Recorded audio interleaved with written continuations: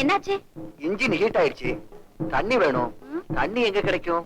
இருக்கும் இடத்தை விட்டு இல்லாத இடம் தேடி எங்கெங்கோ அலைகிறார் ஞான தங்கமே.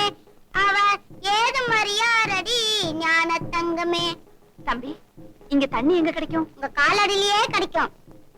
காலடியிலையா? ஆமா, ஆண்டவன் நம்ம காலடியிலேயே தண்ணி படைச்சிருக்கான். தேடுனா கிடைக்கும். முருகா, இந்த சிறு பிள்ளைக்கு எவ்வளவு ஞானம். தம்பி, உன் பேர் என்னப்பா? வடிவேலன். அப்படின்னா நீ இப்படி பேசுறதுல ஆச்சரியமே இல்ல. தம்பி, இந்த காரு தண்ணி இல்லாம நின்னு போச்சு. இந்த வடிவேலன் வழிகாட்டுவான். வாங்க.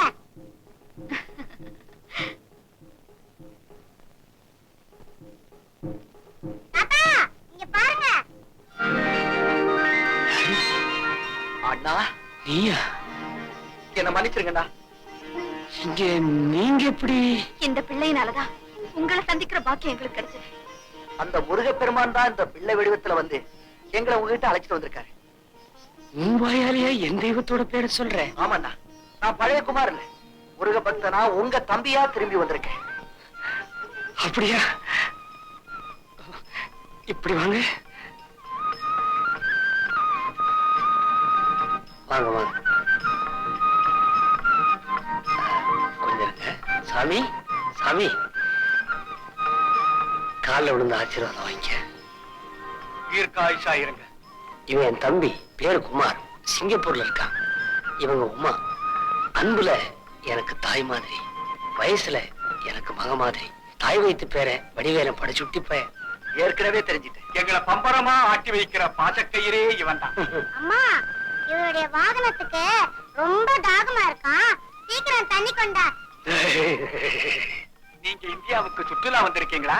இல்லைங்க, எங்களை பிரிஞ்சு வந்துட்ட எங்க அண்ணனை தேடித்தான் வந்தோம். இப்படி ஆண்டி கோலத்துல இருக்கிற இவரு சிங்கப்பூர்ல செல்வச்சிமானா வாழ்ந்தவர். அப்படியா? எங்க அண்ணோட இந்த நிலைமைக்கு ஆசைக்கு அடிமையா இருந்த நான் தாங்க காரணம். என் சண்டாளத்தனத்தினால கோடீஸ்வரா இருந்த எங்க அண்ணன் கட்டின வேஷ்டியோட இந்தியாவுக்கு வந்துட்டாரு.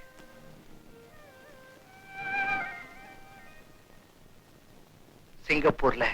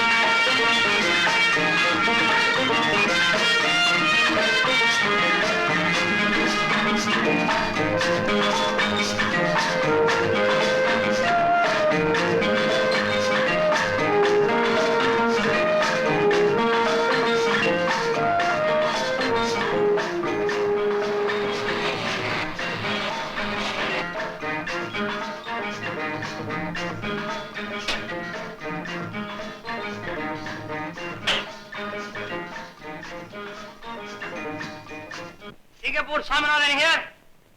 Hello, Mr. Lena. How are you? How is your family? Oh, regarding that, yes, I told you $75,000. Yes, please. Not a cent less. 1 minute. Hello. Yes, Singapore Swaminathan here.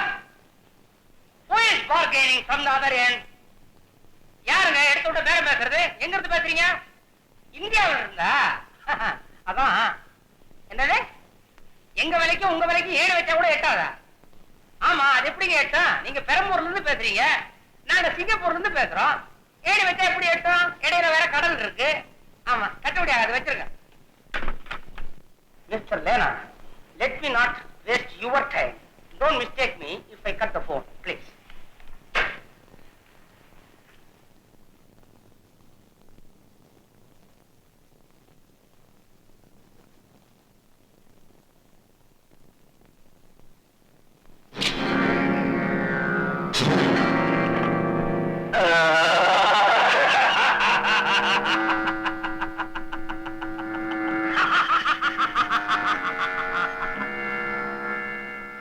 நான் கத்தியால குத்திருக்கேன், நீ எப்படி சிரிக்கிற? நீ என்ன குத்தி இருந்தா என்னால சிரிக்க முடியாதுடா. நீ என்ன குத்தல, ஆனா யாராலையுமே குத்த முடியாத இந்த முருக பெருமான தாண்டா குத்தி இருக்கிற. இந்த புனிதமான காரியத்தை செய்யறதுக்கு ஒன்னு அனுப்புறது யார்? உன் தம்பிதான். ஏன்னா நீ செத்து போனா உன் சொத்தெல்லாம் அவனுக்கு கிடைக்கும்ல, அதுக்காகத்தான். அட பாவி, என் சொத்தே என் தம்பி தானடா. அவனை வளர்க்கறதுல நான் தான் அப்பா, அவங்கிட்ட அன்பு காட்டுறதுல நான் தான் தாய், அவரை கண்டிச்சு திருத்துறதுல நான் தான் அண்ணன். என்னமோ தெரியல, இந்த மூணாவது விஷயத்தை மாத்திரம் அவனால ஜீரணிச்சுக்க முடியல. மரியாதையா முதல்ல உயிர் எழுதுறியா இல்ல உயிர் விடுறியா? நான் ஏற்கனவே ரெடியா எழுதி வச்சிருக்கிறேன். நான் எதிர்பார்க்கலையே. நான் எதிர்பார்த்ததுதான். ஆஸ்தி போறாலும் அவன் அனுபவிக்கிறோங்கிற ஒரே காரணத்துக்காகத்தானே நான் இது நாள் வரைக்கும் கல்யாணமே பண்ணிக்காம இருந்தேன். இந்தா, இதை கொண்டு போய் கொடுத்துரு. நீங்களே கொண்டு போய் கொடுத்துருங்க சார். வேணாம், அவன் என்ன நேரா பார்த்தான்னா ஒருவேளை அவன் மனசு மாறினாலும் மாறிடும். சொத்துல பாதி கொடுத்தா போதும்னு சொன்னாலும் சொல்லிடுவான். என் தம்பி ரொம்ப நல்லவன், அவன் ரொம்ப நல்லா இருக்கணும். ஆட்சி புறாத்தையும் அவனே அனுபவிக்கிட்டோம். அப்புறம் ஒரு முக்கியமான விஷயம், ஆனந்தி பொண்ணோட அவ கண்ட இடத்துல சுத்துறது அவளுக்கு சரியா தோணல. நான் ஒரு அப்பாட்ட ஏற்கனவே வாக்குறுதி கொடுத்துட்டேன், அந்த பொண்ணையே இவன் கல்யாணம் பண்ணிப்பான்னு. தயவு செஞ்சு நான் அந்த பொண்ணையே அவனை கல்யாணம் பண்ணிக்க சொல்லி கேட்டுக்கிட்டதா ஏன் சொல்றியாப்பா? சார், என்ன மன்னிச்சுங்க சார். ஆண்டவன் உன்னை மன்னிப்பாரு, நீ போலாம்ப்பா.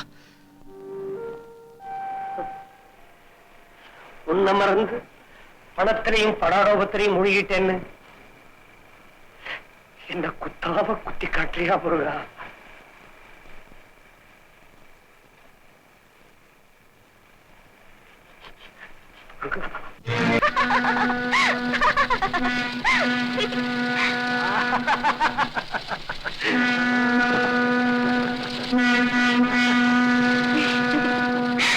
ஐயோ!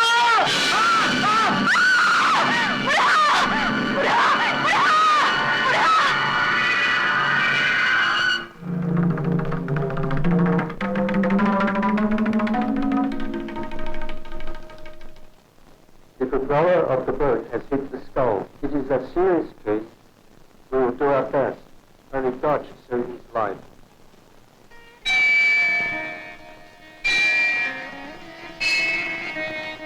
பத்துமலை முருகா, குமார் தான் என் கணவர்.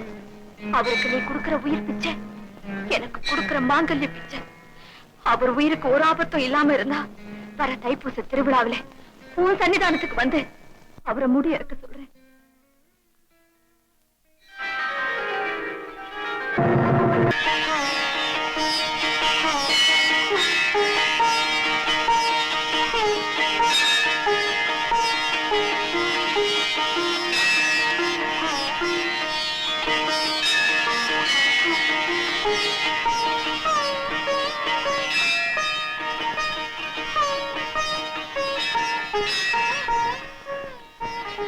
பத்துமலை முருகா, என் கோரிக்கையை நிறைவேற்றிய குமர கடவுளை, நான் வேண்டினபடி காணிக்கையை செலுத்த என் கணவரை அழைச்சிட்டு வந்திருக்கேன்.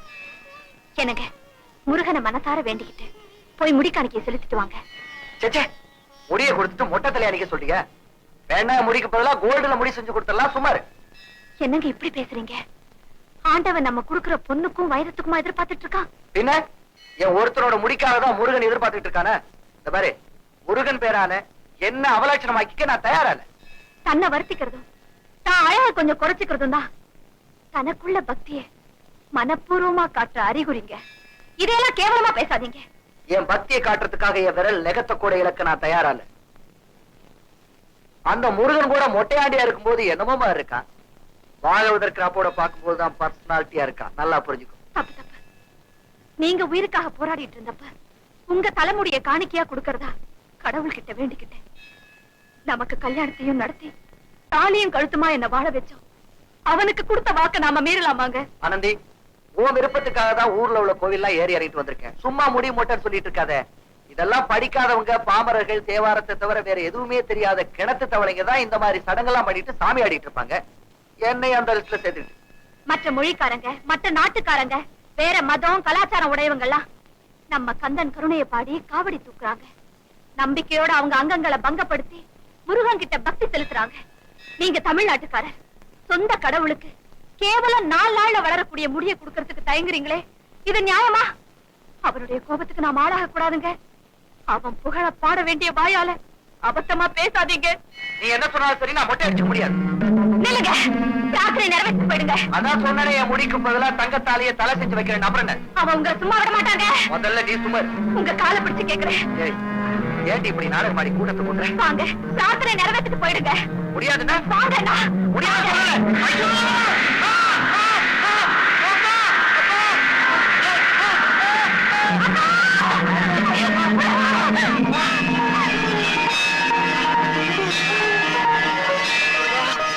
முருகா, என்ன தட்டிச்சியாப்பா? போதுப்பா போதும். இதுக்கு மேல என்ன சோதிக்காத. நானா கொடுக்காத முடிய நீயா எடுத்துட்டியா? முருகா, உன் உண்மையான சக்தியை புரிஞ்சுக்காம நடந்துட்டேன். என்ன மன்னிச்சிருப்பா, என்ன மன்னிச்சிருப்பா. எனக்கு கண்டிருந்த கதை இதுதான். அண்ணனை பார்த்து அவர் காலில் விழுந்து மன்னிப்பு கேட்கணும் தான் இந்தியாவுக்கு வந்தோம். அண்ணா, எனக்கு சொத்தும் வேண்டாம், அதனால வர்ற எந்த சுகமும் எனக்கு வேண்டாம். நீங்க ஊருக்கு திரும்பி வந்து எல்லா பொறுப்புகளையும் ஏத்துக்கிட்டாதான் எங்க மனசுக்கு நிம்மதி கிடைக்கும். எனக்கு தெரிஞ்ச வரைக்கும் இதுல கிடைக்கிற சொத்து சுகம் பணத்துல கிடைக்காதம்மா. கட்டி முடிக்கிற வரைக்கும் தான் கோபுரத்துக்கு சாரம் தேவை. அதுக்கப்புறம் சாரத்தை பிரிச்சு எங்கேயோ போட்டுரும். அதே மாதிரிதான் சுக வாழ்க்கைங்கிற சாரம் ஆண்டியான எனக்கு இனிமே தேவையில்லை. இந்த மயில முருகனும் அவன் சன்னிதானமும் தான் என் மனசுக்கு சாந்தியும் சந்தோஷமும் கொடுக்குது. ஏன்பா, நான் சந்தோஷமா இருக்கிறது உனக்கு பிடிக்கலையா? இதுக்கு மேல உங்களை வற்புறுத்த எனக்கு துணிவில்லை. அண்ணா, உங்களை வந்து பார்த்த ஞாபகமா எனக்கு ஏதாவது ஒரு பொருள் கொடுங்க. நானா? சொந்தம்னு சொல்லிக்க என்கிட்ட இருக்கிற பொருள் எல்லாம் இது ஒண்ணுதானப்பா. இதையே கொடுங்க. இந்த திருவோடு நிறைய பணத்தை போட்டு உங்க பேரால ஏழைகளுக்கு தர்மம் பண்ணிக்கிட்டே இருக்கேன். சாமிநாத பண்டாரம், முருகன் உங்களை மேலும் மேலும் பக்குவப்படுத்துறான் பாத்தீங்களா? பட்டினத்தடிகள் பத்திரகிரியாருக்கு சொன்ன மாதிரி உண்மையான துறவிக்கு திருவோடு கூட ஒரு குடும்பம் மாதிரி தான். கொடுத்துருங்க. சரி சாமி.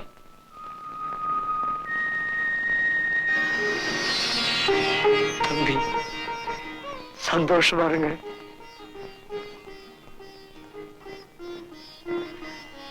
சாமி, என் தம்பி திரும்பிட்டான்.